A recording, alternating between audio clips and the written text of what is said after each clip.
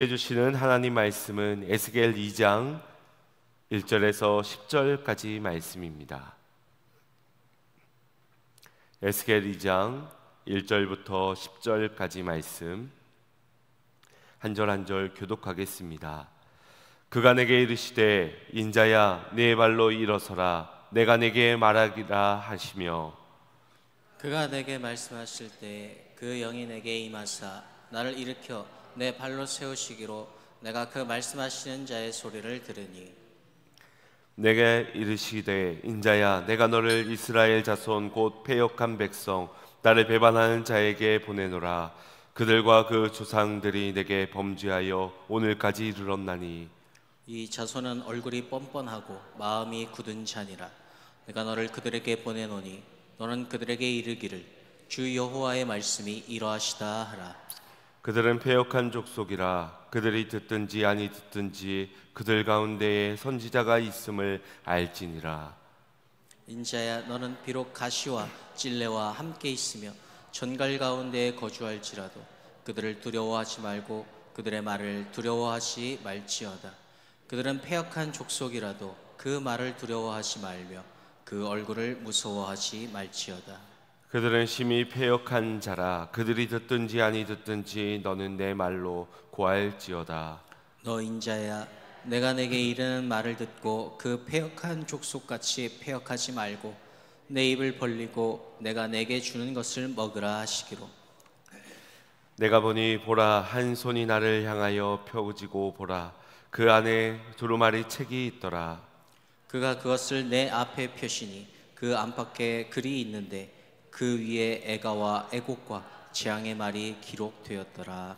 아멘. 할렐루야. 두세 사람이 주님의 이름으로 모인 곳에, 찬양이 있는 그곳에, 말씀이 선포되어지는 그곳에 주님의 영이 함께 하시는 줄로 믿습니다. 오늘의 예배 가운데 우리 주의 성령께서 우리 가운데 임재하시고 우리의 모든 영혼에 충만하게 임해지기를 주님의 이름으로 축원드립니다. 20세기를 대표하는 최고의 미술가인 파블로 피카소를 잘 아실 것입니다. 그는 입체파 미술의 창시자로서 20세기의 최고의 거장으로 뽑힙니다. 그가 남긴 수많은 작품들을 미술사의 한 획을 긋기도 하였는데 그 중에서도 아주 인상 깊은 하나의 작품을 소개하겠습니다. 하루는 이 피카소가 파리의 길거리를 걷고 있는 중에 우연히 길을 가다가 세워져 있는 고물 자전거 하나가 눈에 들어왔습니다. 너무 낡고 닳아서 더 이상 움직일 수 없는 그 고물 자전거는 누군가에 의해서 버려진 자전거였습니다. 피카소는 길을 가던 걸음을 멈춰서고는 무심코 그 고물 자전거를 한참 쳐다보았습니다. 그리고 그 자전거에서 하나의 형상을 발견하게 되고 곧장 그 고물 자전거를 가져다가 안장과 또 핸들을 떼어냈습니다. 작업은 아주 간단했습니다. 떼어낸 안장과 핸들을 붙여놓기만 하면 되었기 때문입니다. 그렇게 완성되어진 것이 바로 피카소의 황소머리라는 작품입니다.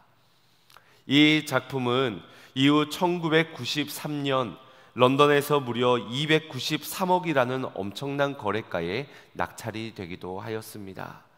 그리고 지금은 파리 피카소 박물관 영국 컬렉션에 전시가 되어 많은 이들에게 큰 사랑을 받고 있는 작품입니다. 여러분, 이 작품에 매겨진 가치는 그 재료의 가치에 있지 않습니다. 재료를 생각한다면 그저 쓰레기장에 버려져야 할 고철 덩어리에 지나지 않습니다.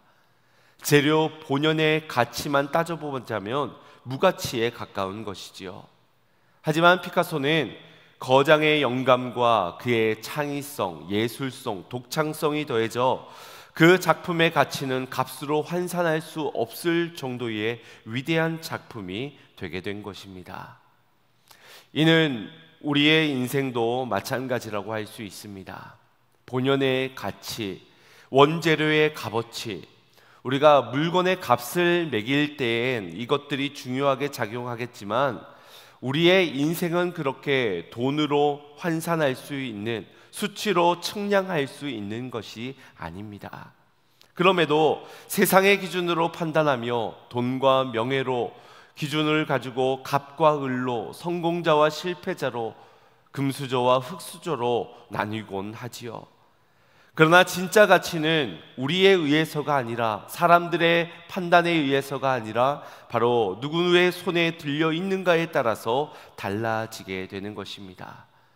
피카소에 의하여서 그 고물 자전거의 안장과 핸들이 놀라운 작품으로 거듭났던 것처럼, 나를 불러주시고 나의 삶을 새롭게 빚어가시는 하나님의 손에 의해서 우리는 완전히 새롭게 재창조되어지는 것입니다.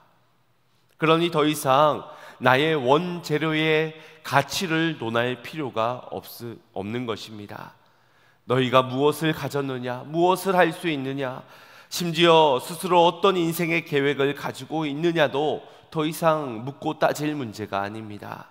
다만 내 인생이 누구의 손에 들려 있는가, 이것이 가장 중요한 지점입니다. 우리는 하나님의 손에서 그분의 계획하심 속에 지음받은 하나님의 작품들입니다. 결국 만드시는 하나님에 의하여서 그 가치가 결정되어지게 될 텐데, 피카소보다 위대하신 하나님께서 우리를 아름답게 빚어가실 줄을 믿으시길 바랍니다. 이미 하나님의 형상으로 지음받은 우리의 그분의 섬세한 손길 가운데 우리를 반드시 완성시켜 가실 줄로 믿으시길 바랍니다. 사랑하는 성도 여러분, 주님께서 우리 한 사람 한 사람을 부르셨습니다. 창조주 하나님의 손으로 우리를 붙드실 것입니다.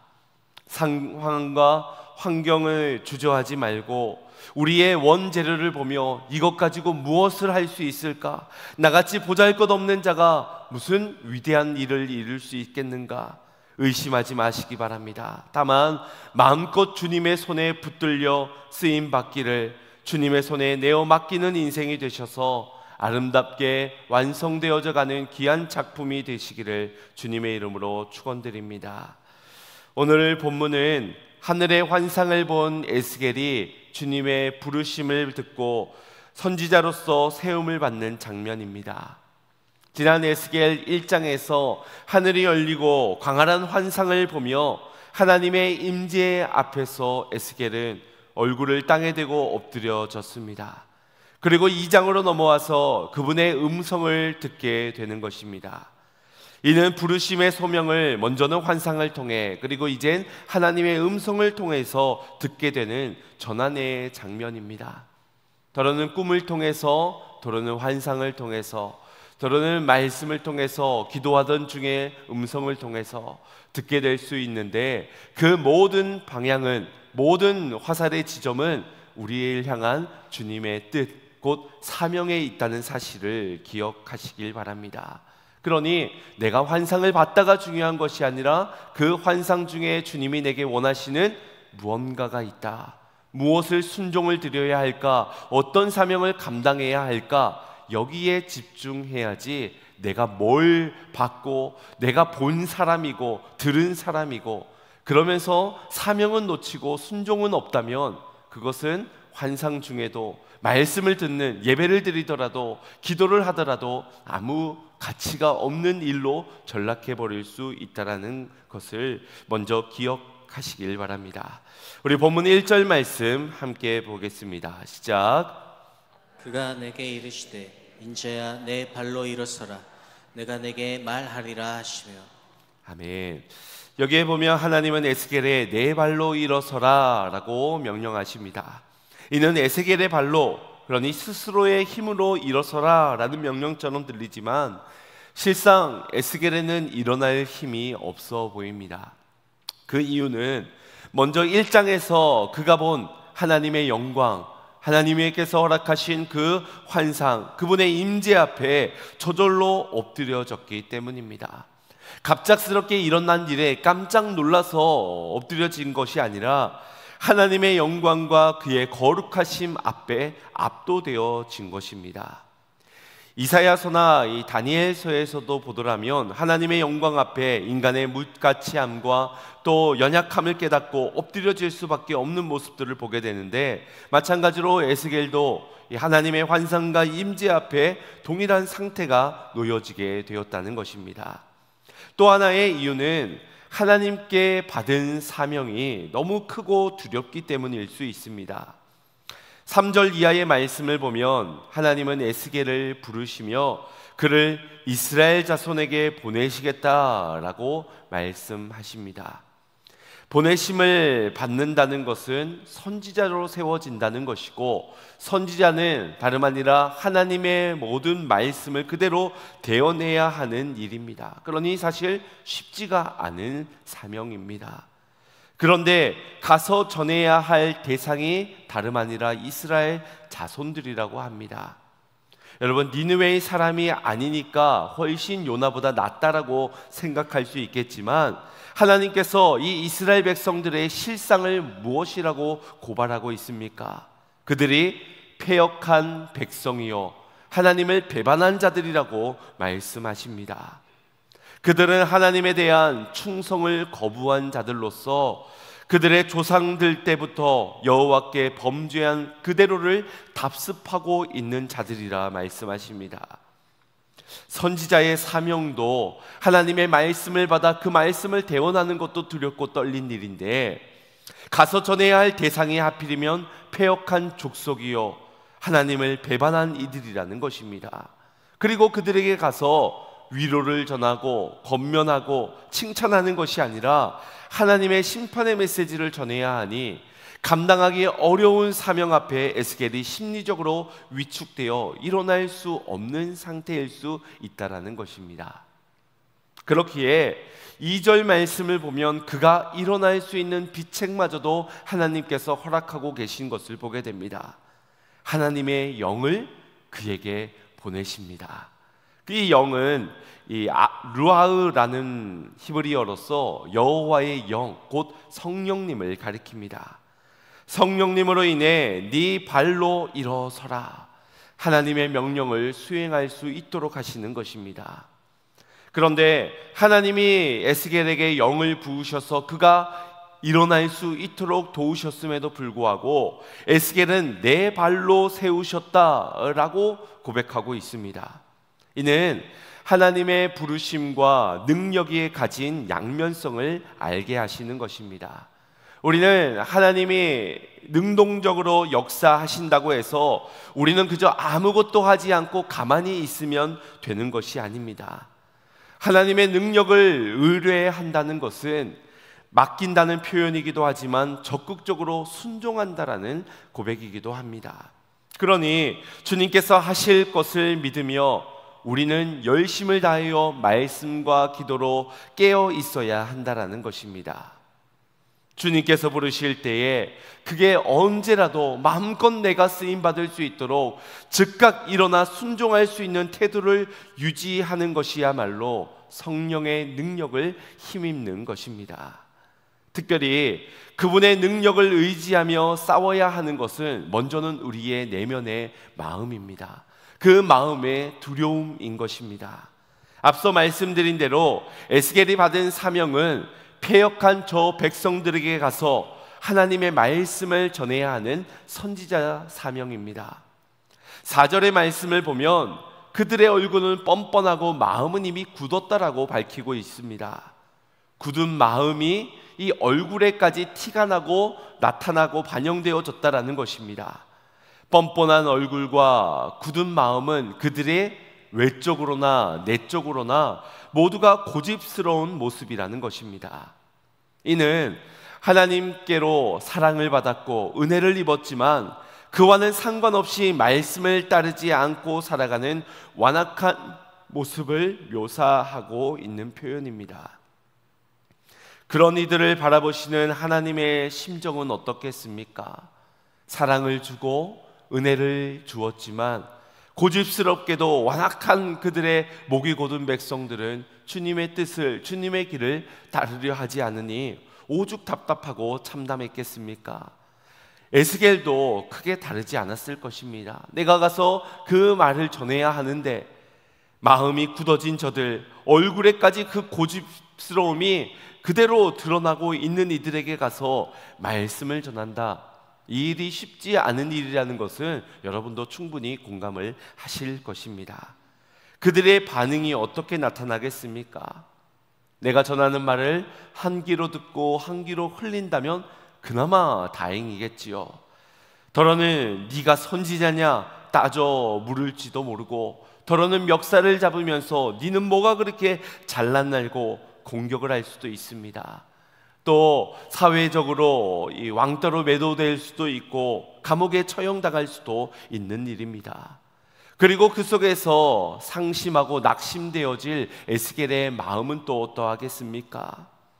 어제까지 동료요 친구요 그런 이웃들에게 핀잔을 받고 상처를 입는다고 생각해 보십시오. 상상하기도 싫을 정도로 이 사명은 매우 쉽지 않은 사명이라는 겁니다. 하나님마저도 이것을 인정하십니다. 그들의 반응이 어떠하실지, 그리고 이것이 힘든 사명임을 아셨습니다. 그래서 6절 말씀을 보시면 이렇게 말씀하고 있는 겁니다. 합독해 봅니다. 인자야, 너는 비록 가시와 찔레와 함께 있으며 천갈 가운데 거주할지라도 그들을 두려워하지 말고 그들의 말을 두려워하지 말지어다. 그들은 패역한 족속이라도 그 말을 두려워하지 말며 그 얼굴을 무서워하지 말지어다. 아멘. 이내 에스겔이 선지자로서의 사명을 감당하게 될 때 위협을 받을 상황에 처해지게 될 것이라는 걸 말씀해 주는 것입니다. 가시와 찔레와 점갈 가운데 너가 있게 될 것이다. 그럼에도 하나님은 명령하시는 것입니다. 그러나 그래서 또한 이 명령을 수행할 수 있는 방법도 제공하여 주셨으니 바로 부르심에 대한 책임까지도 주님께서 감당하시겠노라고 바로 그분의 영을 보내어 주시는 것입니다. 에스겔이 가야 할 곳, 그리고 그가 감당해야 할 사명, 여기에 있어서 자신의 결단도 매우 중요했겠지만 더 중요한 것은 그의 결단 이전에 이 모든 걸 가능하게 하실 주님의 성령의 일하심에 도우심이 필요한 것입니다. 선지자로서 그저 성령님을 의지하고 순종으로 반응하면 되는 일입니다. 그리고 그런 선지자의 역할의 성공 여부는 내 말을 전해 듣는 이들의 반응에 따라 달라지는 것이 아니라 나를 보내신 이에 대한 순종에 따라 달라지는 것입니다. 그래서 5절 말씀에 이렇게 말씀하지요. 그들이 듣든지 아니 듣든지 그들 가운데에 선지자가 있음을 알지니라. 듣든지 아니 듣든지 전하라 하십니다. 패역한 자손은 에스겔이 선포하는 하나님의 말씀을 거부하고 거절할 수는 있겠지만 그들 중에 선지자가 있다라는 사실을 그들로 알게 하라. 이것이 너의 역할이다 라고 말씀하십니다. 하나님께서는 에스겔을 통해 여전히 그들 가운데 함께하고 계신다는 사실을, 주님의 영원한 말씀이 그들 가운데 거하고 있다는 사실을 잊지 않도록 하기를 원하셨던 것입니다. 선지자가 그들 중에 있다라는 것이 무엇을 의미하는 것이겠습니까? 그들의 행동은, 그들의 태도는, 그들의 겉과 내면은 모든 것이 다 완악하고 고집스럽고 뻥끗스럽게 이루 말할 수가 없습니다. 여전히 패역한 그들의 모습이지만 또한 여전히 너희는 하나님의 언약의 백성이라는 것입니다. 그러니 하나님의 말씀이 들어야 하고 너희의 어떠함과는 상관없이 나의 말씀은 너희 가운데 거할 것이라는 것을 보여주고 계시는 것입니다. 이것이 바로 주님의 마음입니다. 너희가 뻔뻔한 얼굴로 모른 척하고 굳은 마음으로 나를 배신한다 하여도 주님은 계속해서 말씀으로 그들의 심령을 두드리고 계십니다. 그래서 또한 지금도 여전히 하나님은 에스겔처럼 당신의 말씀을 선포할 이들을 먼저 부르시며 우리를 보내어 하나님의 말씀을 전하고라 하십니다. 개인적으로 기대하는 우리의 사역의 환경들이 있을 것입니다. 좋은 동력자들도 있고 또 심는 것마다 아름다운 결실들을 즉각 보여지는 그런 사역들을 원할 것입니다. 더욱이 이 사역이 힘들지 않는 사역이면 더 안성맞춤이겠지요. 말씀을 전하면 3천 명이 회개하며 돌아오는 역사, 그것까지는 아니더라도 오늘 드리는 예배자 중에 한두 명이라도 회심하고 변화되어지는 역사가 있기를 바라고 기대하는 마음을 가질 겁니다. 그러면서도 우리에게 가시와 찔레, 정갈과 같은 장소들은 피할 수 있으면 꼭 피해질 수 있기를 바랄 것입니다. 구약의 대부분의 선지자들도 마찬가지였지만 가시와 찔레, 정갈대와 같은 백성 중에서 하나님의 말씀을 전하는 사역을 감당하는 일은 쉽지가 않았습니다. 한편으론 30살 된 에스겔이 이 사역을 감당해야 하니 얼마나 버겁고도 힘들어 보입니까? 그래서 한편으로는 안 돼 보이기도 하고 불쌍하게 여겨지기도 합니다. 오늘날 만약 내 옆에서 이와 같은 사람이 있다면 여러분 무엇으로 권면하고 위로하시겠습니까? 한간에는 정말 그 사람을 불쌍해 보여서 위안답시고 그냥 그 사역 그만두라고, 그 사역 말고도 얼마든지 다른 사역이 있다라고 안내를 하지 않겠습니까? 그냥 때려치라고, 거기서 그런 취급받으면서 그런 대우받으면서 그거 버틸 이유가 뭐가 있냐고, 결실도 없는데 열매도 없는데 반응도 없는데 굳이 그 일을 왜 해야 되겠냐고 그렇게 말해 줄지도 모릅니다. 여러분, 이것은 성도만이 아니라 목사들 사이에서도 종종 나타나는 그런 권면이기도 합니다. 다른 교회 알아봐, 다른 사역지 알아봐, 아니 선교를 아예 나가보는 건 어때? 잠시 내려놓고 안식을 취하는 건 어때? 여러분들도 아마 들어본 예화일 것입니다. 엄마, 나 오늘 정말 교회 가고 싶지 않아요. 오늘 주일이어도 오늘만큼은 진짜 가고 싶지 않아요 라고 했더니 어머니가 한사코 만류하시면서 얘야, 그래도 네가 담임 목사인데 주일날 교회를 빠져서 해야 되겠느냐, 그렇게 권면했다는 얘기 많이 들어보셨지요. 담임 목사도 그런 경우가 있는데 그래도 담임 목사의 경우는 그래도 참고 버티는 경우가 많습니다. 그런데 이 부교육자인 경우에는 그래야 될 이유가 훨씬 더 적습니다. 떠나야 할 이유가 훨씬 더 크게 보이다 보니 문제가만 생기면, 어려움만 겪으면 떠나는 경우들이 많습니다. 그래서 부교육자 경우에 대부분 사역지를 이동할 때 좋게 웃으면서 가기보다 인상 쓰면서 섭섭한 마음으로 떠나갈 때가 있습니다. 하물며 성도들의 사역간에는 어떻겠습니까? 사람 취급도 못 받을 바엔 이렇게 무시를 당하면 나는 하지 않겠다, 결실도 없고 쇠가 빠지게 고생만 한다고 해도 알아주는 사람 하나 없는데 칭찬도 없고 서러움이 밀려오고 섭섭함만 남으니 옆에서 오히려 더 난리인 겁니다. 그냥 때려치라고. 사실은 그런 말을 듣고 싶다기보다는 위로의 말을 듣고 싶었을 수 있는데 마치 도움을 주는 듯 때려치라고, 그렇게 해봤자 아무것도 은혜가 되지 않는다라고까지 말합니다. 여러분, 이것이 얼마나 은혜 없는 자의 말입니까? 은혜가 무엇인지를 안다면, 은혜가 누구로부터 오는지를 안다면 그렇게 말하지 않을 것입니다. 어떻게 하면 은혜고 어떻게 하면 은혜가 안 되는 것입니까? 내 기분이 상하면 은혜가 안 되고 내가 기분이 좋으면 그것이 은혜입니까? 그렇지 않습니다. 성령님이 하셔야 은혜고 내가 하면 은혜가 되지 않습니다. 결국 다른 사람의 문제가 아니라 하나님의 문제가 아니라 내 문제라는 것입니다. 그런데 하나님이 부르셔서 시작된 그 사역을, 그 사명을 누구 맘대로 끝을 낸단 말입니까? 다른 걸로 대체를 한다? 정말 그것이 하나님의 뜻이겠습니까?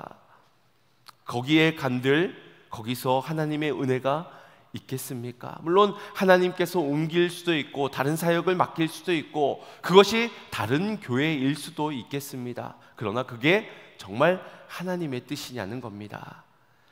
에스겔에게 필요한 것은 다른 사역, 다른 사명이 아닙니다. 더욱이 패역한 저들의 반응에 주저할 필요도 없었습니다. 그저 성령의 능력을 의지하여 하나님의 말씀을 담대하게 선포하는 순종이 에스겔에게 필요할 뿐이었습니다. 패역한 저들과 다르게 하나님의 말씀을 그대로 받는 신실한 태도가 지금 필요한 시점인 것이지요. 우리도 에스겔처럼 하나님의 부르심을 받고 또 보냄을 받은 자들입니다. 목사만이 아니라 중직들만이 아니라 모든 성도는 하나님의 뜻 가운데 부르심을 입은 자들입니다. 세상이 우리를 거부하거나 누군가 우리를 조롱하며 함께하는 사람들이 나를 무시한다 해도 우리가 거기에 두려워하지 말고 낙심하지 말며 오직 나를 부르신 주님, 내게 은혜 주시고 또한 성령의 능력을 더하여 주실 주님을 바라보아야 할 줄로 믿습니다. 사명자가 주의를 기울여야 하는 것은 내가 감당해야 하는 사역의 크기가 아닙니다. 내가 사역에 해야 하는, 전해야 하는 대상이 보이는 반응도 아닙니다. 나를 부르신 하나님의 부르심, 그리고 그분의 말씀임을 믿으시길 바랍니다. 그래서 먼저는 우리의 두려운 마음을 떨쳐버려야 합니다. 그리고 두 번째는 하나님의 말씀을 붙잡아야 합니다. 하나님께서는 7절에서 다시 한번 선지자로서 받은 이 에스겔의 사명을 일러주십니다. 합독합니다. 그들은 심히 패역한 자라. 그들이 듣든지 아니 듣든지 너는 내 말로 고할지어다. 아멘. 에스겔의 사명은 참 단순합니다. 모세에게도 명하신 명령, 위대한 사명임은 맞지만 그 사명은 매우 단순하였습니다. 바로왕 앞에 가서 내가 하는 말을 전하라. 내 백성으로 하여금 나로 예배하게 하라는 것을 전하라 라는 것이었습니다. 에스겔도 마찬가지입니다. 하나님께 들은 말씀을 그대로 전하라 하는 것이었습니다. 그가 스스로 선택할 수 없고 임의로 바꿀 수 있는 것도 아닙니다. 그렇다면 그가 주의해야 할 것은 단 하나, 나를 부르신 하나님, 그분의 말씀이 무엇인가 하는 것입니다. 전하는 나나 듣는 이들이 중요한 것이 아니라 나를 보내신 하나님, 그분을 향한 나의 태도로 인해 그분의 말씀을 붙잡는 것이 중요하다는 것입니다. 저들이 나를 무시하더라도, 내 사역에서 결실이 보이지 않더라도 우리가 하나님의 말씀의 그 근간이 흔들려서는 안 될 것입니다. 그분이 무엇을 명령하셨는지, 또 누구에게 가서 전하라 하셨는지 온전한 순종을 다하기까지 결코 우리는 이 말씀을 놓쳐서는, 잃어버려서는 안 될 것입니다. 누구에게 가야 합니까? 패역한 이스라엘 백성들에게.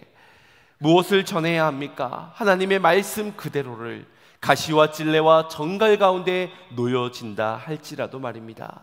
여기서 하나님께서 사명자 에스겔에게 이렇게 신신당부를 하십니다. 8절 말씀 합독합니다. 너 인자야, 내가 내게 이르는 말을 듣고 그 패역한 족속같이 패역하지 말고 내 입을 벌리고 내가 내게 주는 것으로 먹으라 하시기로. 아멘. 앞절에서도 계속 에스겔을 향하여 주님의 부르는 호칭은 인자야였습니다.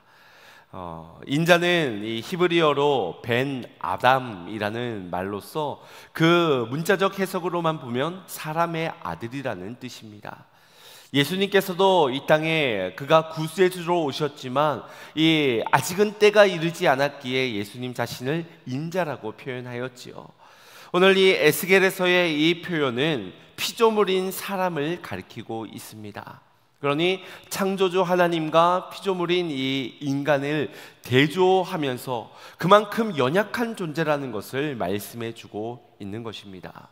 주님은 아시는 겁니다. 우리의 연약함을, 우리의 부족함을, 본연의 이 재료가 얼마나 나약한 존재라는 것을 주님께서는 아십니다. 그럼에도 우리에게 사명을 감당하라 하십니다. 못할 일이면 감당하라 하시겠습니까?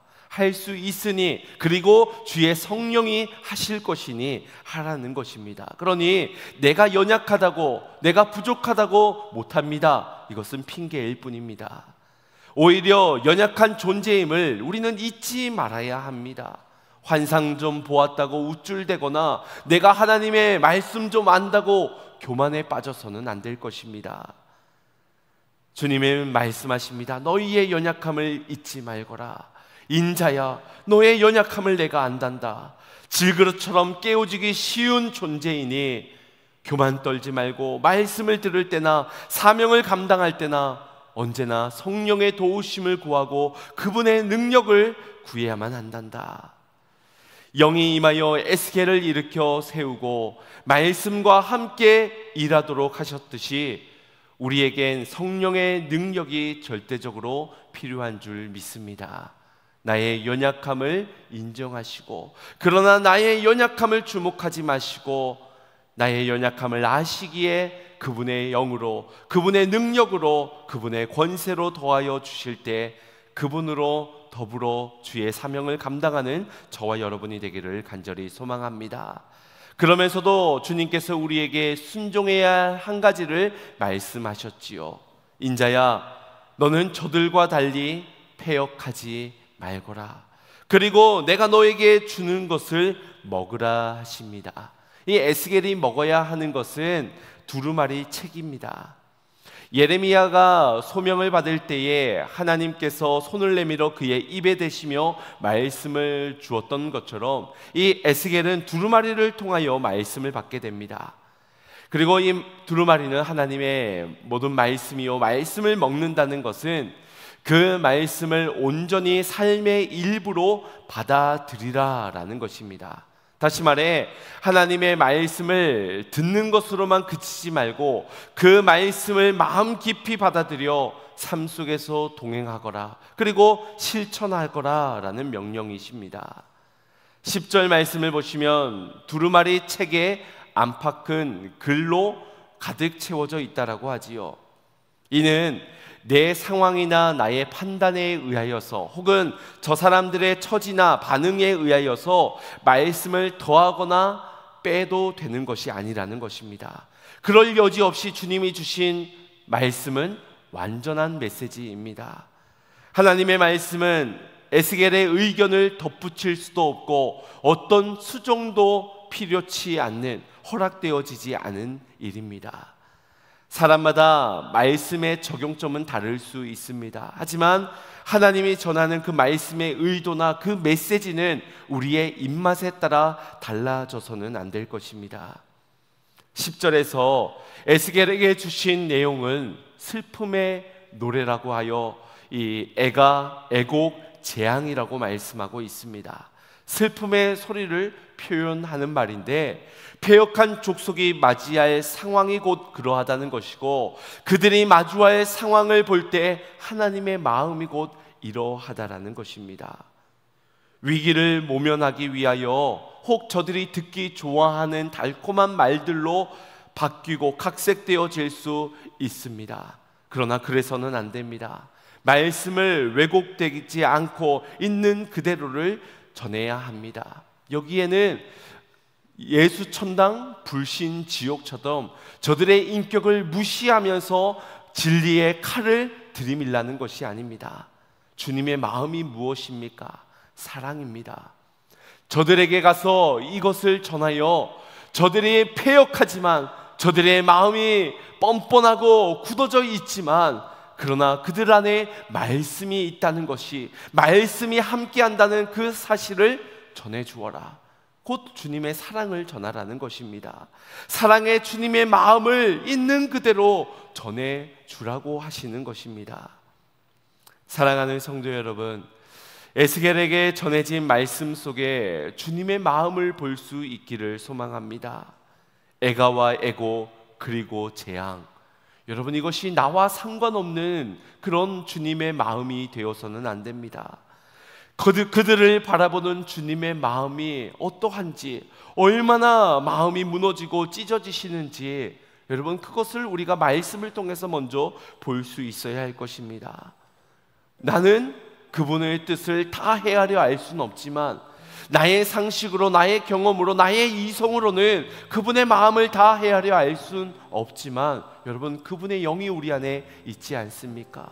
그분의 영으로 이 말씀을 전하라 하실 때 그분의 영을 통하여서 우리가 느껴지는 그분의 뜻과 마음이 있지 않습니까? 애곡, 재앙, 이것입니다. 얼마나 사랑하는 이들에게 배신을 당하셨으면, 얼마나 그들로 마음이 찢기시고 조롱과 무시 속에서 주님의 마음이 다치셨으면 에스겔에조차도 조심하고 있는 마음처럼 느껴지지 않습니까? 에스겔에게 그냥 명령하시면 될 것처럼 보여지는데, 에스겔아, 너는 저들처럼 패역하지 말아라. 너들은 저들처럼 내 말씀을 떠나지 말거라. 저들처럼 내 말씀을, 내 언약을, 내 사랑을 거절하지 않기를 원하노라. 그러면서도 주님의 말씀을 하나도 남김없이 받아 먹기를 원하시지요. 마음에 상처를 준 저들을 생각하시는 그 주님의 마음도 잊지 않으십니다. 너가 가서 내 말을 좀 전해다오. 저들이 듣지 않더라도 말씀이 저들 곁에 있다는 사실을, 너희가 돌아오면 언제든지 용서해 주는 하나님이 계시다는 것을 꼭 전해 주었으면 좋겠다. 그러니 내가 내 영을 너에게 보내노니 너는 내 말을 저들에게 그대로 전해 주려무나. 비록 거기가 가시와 찔레와 전갈 가운데일지라도 두려워하지 말거라. 내가 너와 함께 할 것이요 내가 너를 도울 것이니라. 여러분, 이 말씀은 단지 에스겔에만 주는 사명이 아니라 오늘 우리 모두에게 주시는 주님의 부르심인 줄로 믿습니다. 우리가 처한 오늘날의 현실, 우리의 시대도 마음이 굳어져 있는, 뻔뻔한 얼굴로 살아가고 있는, 하나님의 사랑을 외면하고 하나님의 은혜를 거절하며 그렇게 거짓과 불순종으로 살아가는 시대입니다. 그럼에도 우리가 일어서지 못하고 사명을 놓치고 있는 이유는 무엇이겠습니까? 그 이유는 오늘 말씀 속에서 보여지는 것과 다르지 않습니다. 내 마음에 두려움이 있기 때문입니다. 하나님의 말씀을 오늘은 듣고 지금은 들었지만 잠시 후면 잊고 내일이면 망각하고 살아갈 자들이기 때문입니다. 그 속에서 주님의 마음도 모른 채 그저 타협하고 저 사람들의 관계가 더 중요하지, 저 사람들을 불편하지 않게 하는 게 더 중요하지, 내가 상처받지 않는 게, 고생하지 않는 게 내가 더 중요하지, 그런 이유일 것입니다. 우리가 이럴 때일수록 우리의 연약함을 인정합시다. 주님, 나는 두려운 마음에 가지 못했던 자입니다. 말씀을 끝까지 붙잡으며 몸부림치지 못한 연약함이 내게 있었습니다. 하나님의 마음을 외면했던 뻔뻔함이 내 안에도 있었습니다. 그러니 주님, 나를 불쌍히 여겨주시고 주님의 성령으로 충만하게 임재하여 주시옵소서. 내 생각과 내 감정과 내 형편에 집중하지 않게 하시고 다만 하나님의 부르심에, 내게 주신 말씀에, 내 안에 계신 성령님께 집중하는 자가 되게 하여 주시옵소서.